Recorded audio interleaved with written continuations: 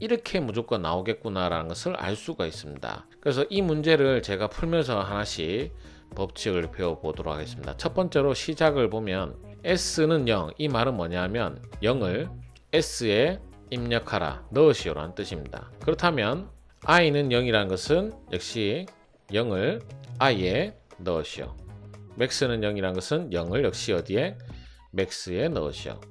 min은 100, 100을 min에 넣으시오. 우선은 데이터를 각 변수에다가 데이터를 미리 넣어 놓은 상태입니다. 그러고 나서 얘가 뭔지는 모르겠는데 분기문 첫 번째 분기문이 나왔습니다. i는 i 이꼬르, 요 2번은 빈칸이나 뜻인데요.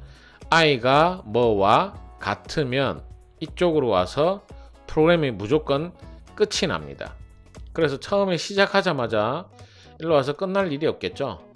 그래서 이런 경우는 끝날 일이 없으니까 우선은 제일 마지막에 생각합니다. 그러고 나서 max, 자, max가 어떠한 수와 지금 비교를 한 상태입니다. 이걸 읽으면 max 이렇게 부동어가 들어갔고 어떠한 수, 그 말은 max 안에 있는 데이터가 얘보다 작다면 이란 뜻이죠.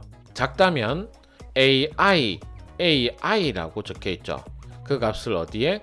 max에 넣으시오라고 되어 있습니다.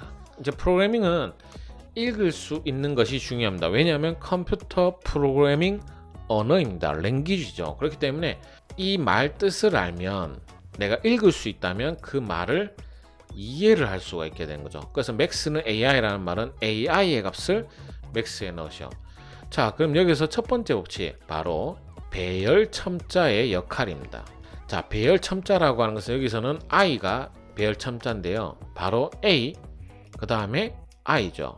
제가 배열을 얘기할 때 이 괄호 안에 부분은 무조건 숫자가 들어갑니다. 숫자가 들어간다는 말은 무엇이냐면 데이터가 처리될 순서를 정한다고 생각을 하시면 돼요. 그래서 A의 첫 번째를 처리하고 나서 그 다음에는 A 두 번째, 그 다음에 A 세 번째 이렇게 처리를 해야 되는 거죠. 우리가 A1부터 A7까지 데이터를 다 저장을 했는데 처음에는 A 첫 번째, 그 다음 A 세 번째, 그 다음 A 두 번째, 그 다음 A 일곱 번째 이렇게 처리하는 것이 아니기 때문에 배열 첨자 I는 무조건 일식 증가가 됩니다. 왜냐하면 첫 번째 다음에 두 번째를 처리할 거니까요. 그래서 일식 증가식을 쓰자면 컴퓨터 프로그래밍에서 일식 증가식은 이렇게 증가식으로 바로 i는 i 플러스 1 이렇게 쓰게 됩니다. 그래서 i는 i 플러스 1이라 썼다는 것은 항상 오른쪽 이꼬르의 오른쪽부터 먼저 처리해서 i 원래 있는 i 값에다가 더하기 1을 하고 그 결과물을 다시 i에 넣으시오라는 뜻이에요. 그러면 얘를 지나치게 되면 이 계산식이 있는 처리문을 지나칠 때마다 항상 일식 증가를 하게 되는 거죠. 그래서 항상 배열 첨자는 일식 증가. 그래서 i가 배열 첨자다. 그러면 제가 여기에 어디 들어간지는 모르지만 이 문제 어디 들어갈지는 모르지만 무조건 i는 i 플러스 1이 있어야 되는 상황인 거죠. 그 중에서 i는 i 플러스 1을 넣을 수 있는 공간이 얘와 얘가 되겠죠. 여기는 이제 끝나는 공간이니까.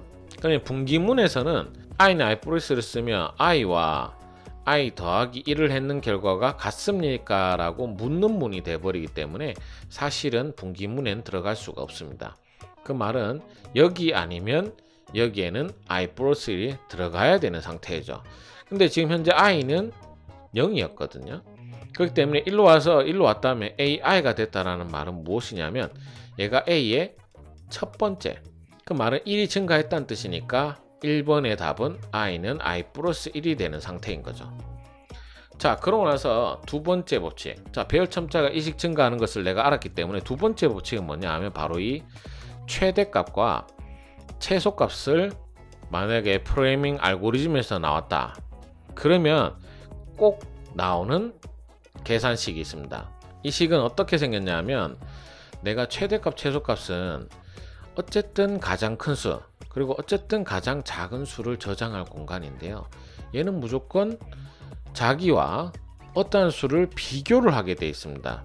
그리고 내가 작으면이라고 물었잖아요. 그 말은 뭐냐면 얘가 무조건 나보다 큰 경우가 발생하겠죠. 그러면 얘가 내보다 큰 수를 가지고 있다는 것을 알았다면 어떻게 해야 되죠?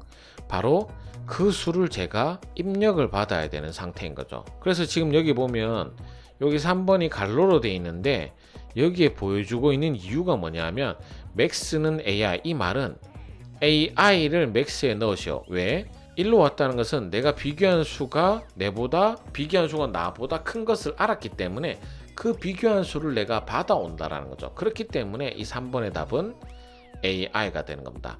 그럼 제가 최대값과 최소값은 같은 법칙입니다. 최소값은 자기보다 나보다 더 작은 수를 가지고 있네. 그럼 저는 어떻게 해야 되죠? 무조건 min은 AI 해서 이 수를 받아와야 되는 거죠. 자, 이때 제가 이 프로그래밍 언어를 이제 알고리즘을 공부를 할 때 이 변수 안에 있는 데이터를 받아온다라는 말을 쓰는데요. 지금 제가 A 첫 번째는 30이라는 데이터를 가지고 있는 상태에서 제가 가져옵니다. 그렇다면 제가 max나 min에다가 그 수를 줬겠죠. 그러면 A1에는 어떤 수가 어떻게 될까요? A1 안에 있던 숫자는 내가 줬다고 해서 얘가 사라지는 게 아닙니다. 말 그대로 복사해서 주는 거기 때문에 나의 데이터는 그대로 살아 있습니다. 그럼 내 데이터가 없어진 때는 어떤 때냐? 나는 가만히인데 새로운 데이터가 들어오게 되면 원래 있던 데이터는 지워집니다. 이거를 정보 처리 필기나 또는 워드 프로세스, 컴퓨터 활용 능력 같은 컴퓨터와 관련된 자격증 이론을 공부를 할 때 레지스터에 대해서 배우는데요. 레지스터에 있던 데이터는 새로운 데이터가 들어오면 원래 있던 데이터는 지워진다라는 개념을 사용을 합니다. 그렇기 때문에 이 변수도 마찬가지입니다. 내가 데이터를 삭제하는 개념은 없고요.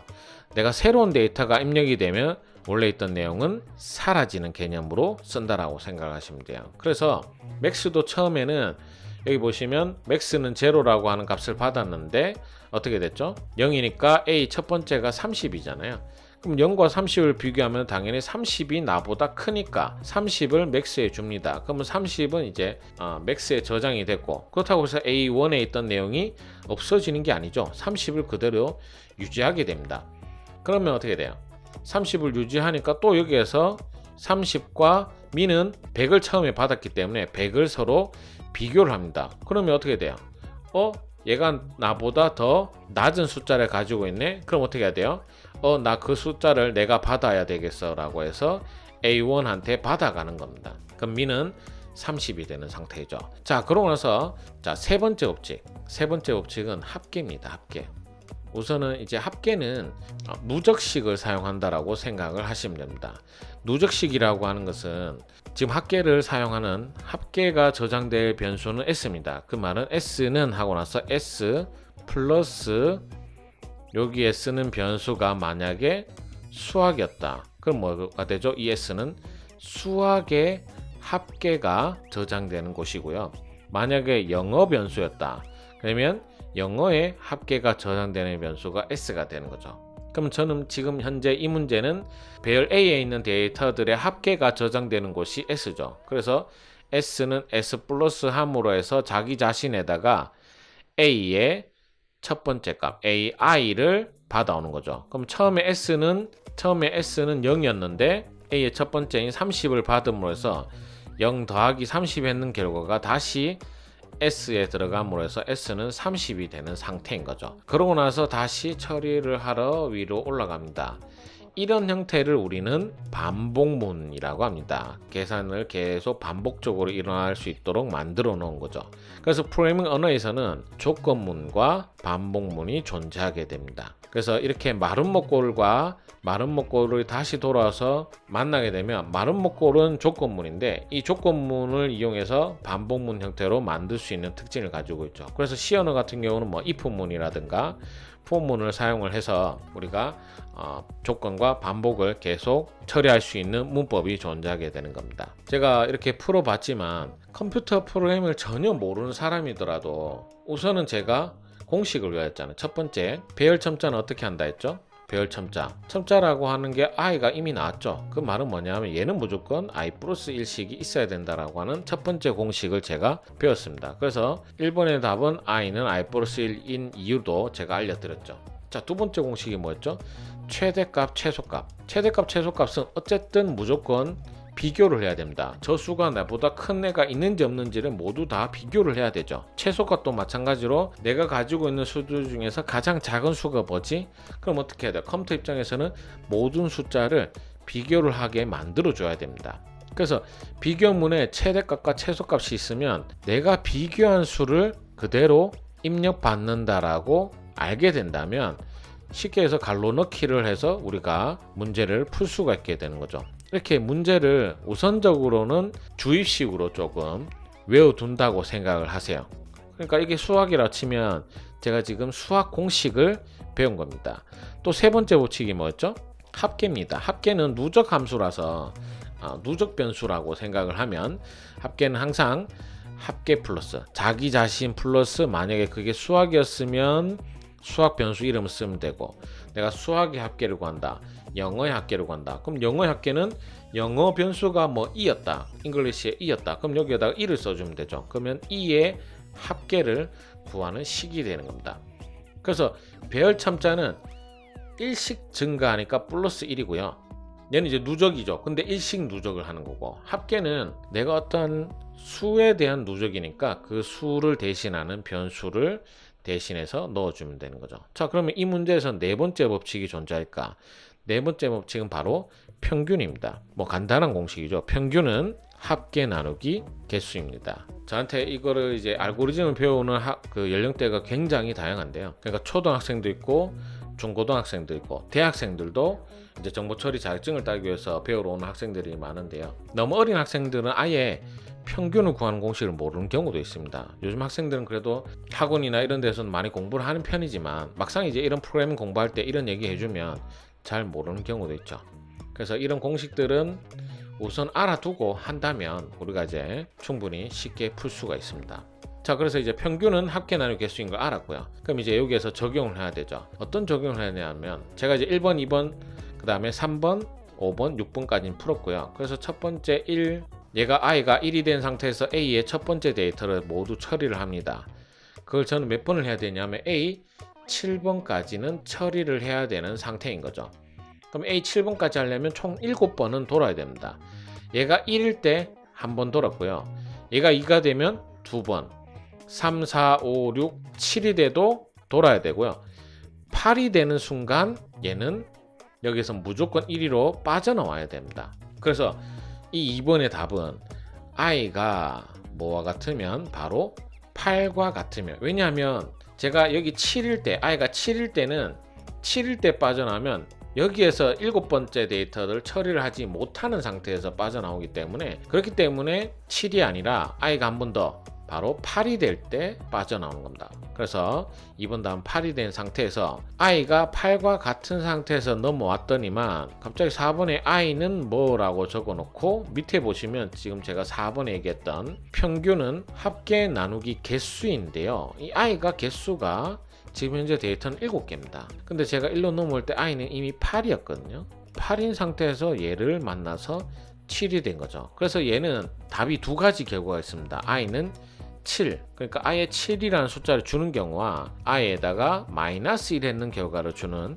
두 가지 방법이 있겠죠. 그래서 이제 원래 이제 우리가 정보 처리 시험은 기본적으로 갈로 넣기입니다.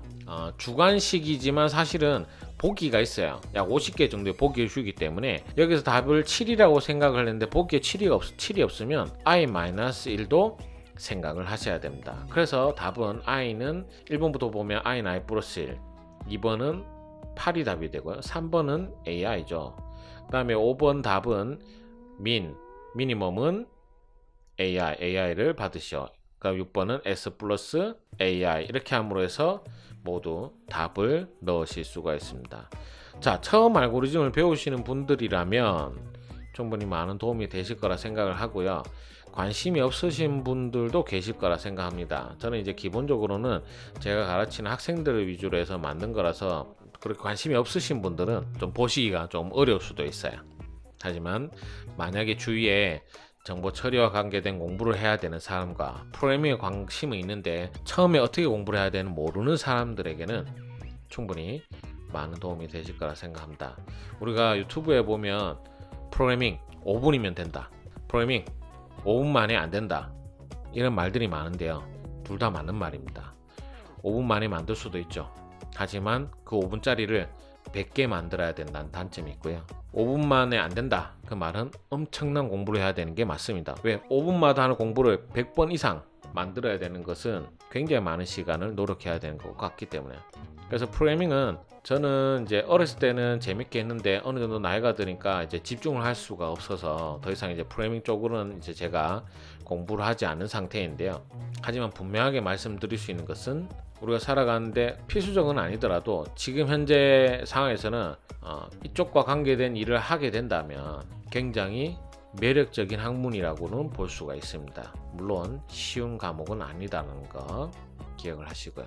자, 오늘은 제가 이제 그냥 두서없게 그냥 갑자기 이제 알고리즘을 시작한 것 같지만 사실은 알고리즘에 대해서는 그전부터 계속 영상을 만들 생각을 가지고 있었습니다. 그래서 지금 계획은 이렇게 알고리즘 영상, 순서도 영상을 먼저 시작을 하고요. 그 다음에 이 순서들을 기반으로 C 언어로 변환을 하고 자바로 변환을 하고 순서들을 이렇게 언어로 변환하는 법을 배워서 역시 정보 처리 기능사 같은 자격증에 도움이 되도록 할 예정입니다. 물론 이제 꼭 정보 처리가 아니더라도 프로그래밍의 기초가 되는 문법은 어느 정도 배울 예정이니까, 왜냐하면 문법을 모르고서는 갈로 넣기도 할 수 없으니까요. 그래서 언어에 대해서 좀 관심 있으신 분들도 알고리즘에도 기초부터 배우시고 싶은 분들에게도 큰 도움이 되실 거라 생각을 합니다. 오늘 좀 어려운 내용이었는데요. 다음엔 좀 더 제가 더 좋은 내용으로 찾아뵙도록 하겠습니다. 오늘도 수고하셨고요. 감사합니다.